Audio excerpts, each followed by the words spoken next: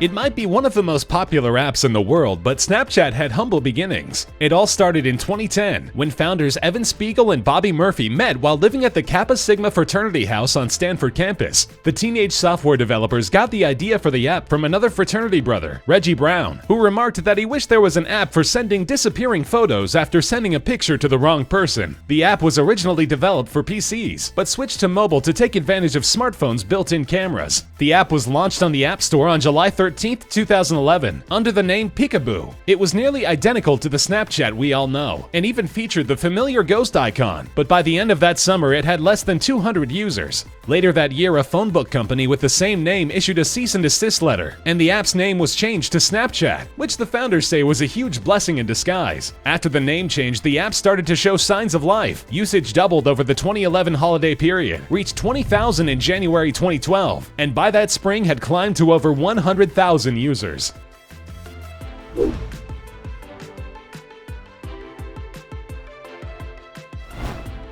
Before the app started to skyrocket in popularity, the founders of the company met to discuss equity. This meeting did not go well, with co-founder Reggie Brown, the one who had originally had the idea for the app, demanding a 30% share in the company. Feeling that their efforts to develop the app far outweighed his, Spiegel and Murphy were furious and immediately cut Brown out of the company. In 2013, Brown filed a lawsuit against the company, claiming that he had come up with not only the idea for disappearing photos, but practically every element of the app, including the iconic ghost logo. He asked the court for damages in an undisclosed amount, which industry insiders speculated could be over $500 million. The lawsuit dragged on until September 2014, when it was settled out of court with terms that were not made public. Snapchat issued a statement saying that they were pleased to have resolved the matter to everyone's satisfaction, and acknowledging Reggie Brown's contributions to getting the company off the ground.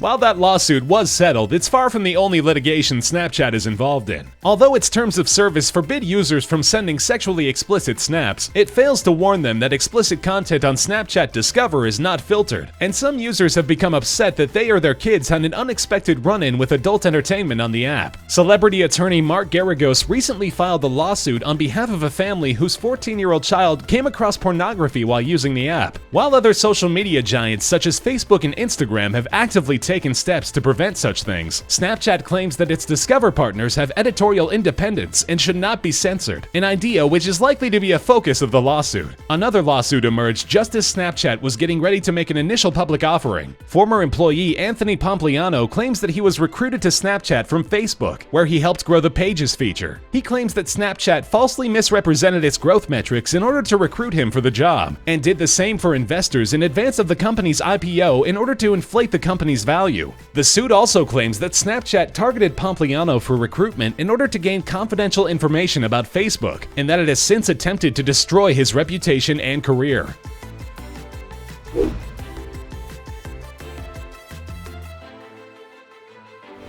Snapchat has long had to fight the perception that it is simply a tool for sexting, and its original bare-bones set of features has been regularly updated with new features and filters that greatly expand on its base function of sharing pictures. One of these updates was rolled out in 2013 and features a version of the app designed specifically for children under 13, which is the minimum age for regular users. The app is called Snap Kids, and it contains features for taking snaps, captioning, and drawing on them. Snaps can be saved locally to the device the app is installed on, but cannot be sent, and users are also not able to receive snaps or add friends. This limited version for kids is aimed at protecting younger users from the potential pitfalls of using Snapchat. So far, the company hasn't released any data on how many users the companion app has.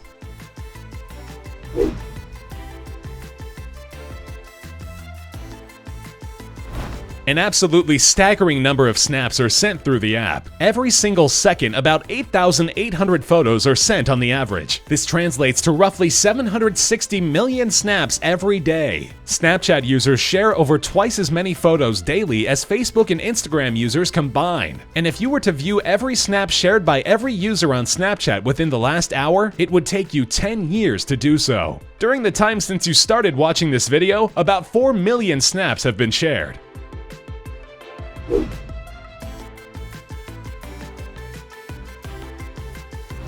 Snapchat unlocked its own true potential in the summer of 2016 when it completely revamped Discover, a section of the app featuring curated, branded content that is individually geared toward each user's preferences. It combines the best of social networks, television, and magazines to deliver an all-in-one news and entertainment package that is easy to customize. Huge brands such as BMW, Gatorade, and T-Mobile have gotten in on the platform's potential for advertising, while content partners such as CNN, ESPN, Cosmopolitan, Vogue, and BuzzFeed, to name a few, provide a huge array of content streams to choose from. Shared content includes not only snaps but articles and featured videos. Response from users has been overwhelmingly positive, and it's likely that Discover will undergo more tweaks in the future.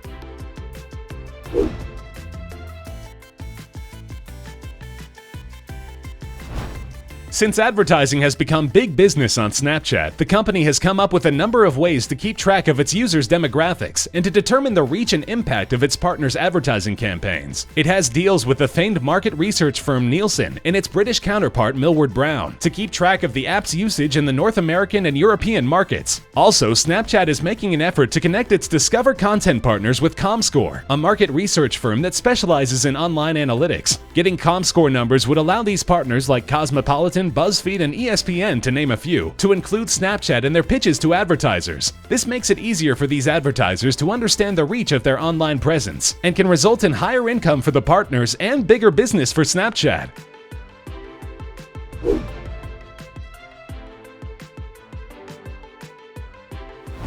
The rise of Snapchat came just as Facebook was attempting to position itself as the dominant social network on the planet. In April 2012, Facebook purchased Instagram for $1 billion, ending any threat posed by its rising popularity. Facebook CEO Mark Zuckerberg was rumored to have offered the same amount for Snapchat at about the same time, but the offer was said to have been turned down. Then in 2013, Facebook made an offer that was seemingly impossible to refuse. Zuckerberg tripled his original offer to $3 billion, an astonishing amount for a social media platform. Keep in mind that around that same time, Disney acquired Marvel Studios, the production company behind the most financially successful film franchise in history, for $4 billion. The only thing more surprising than the offer was Snapchat's response. Once again, Zuckerberg's offer was turned down. In 2014, Snapchat CEO Evan Spiegel told Forbes magazine, "There are very few people in the world who get to build a business like this. I think trading that for some short-term gain isn't very interesting." Spiegel was criticized by tech insiders at the time, but as of mid-2016, Wall Street experts were reporting that the company is now valued at roughly $20 billion.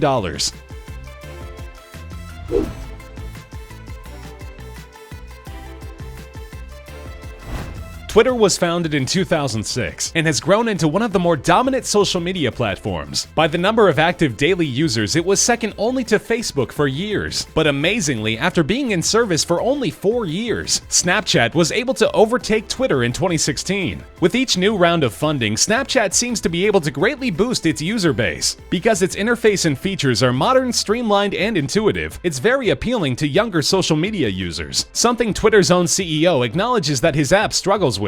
While similar apps like Instagram and WhatsApp have been absorbed by the Facebook giant, Snapchat has been able to remain its own entity and increase both its user base and its value as a company, while introducing innovative new features that its competitors have struggled to keep up with.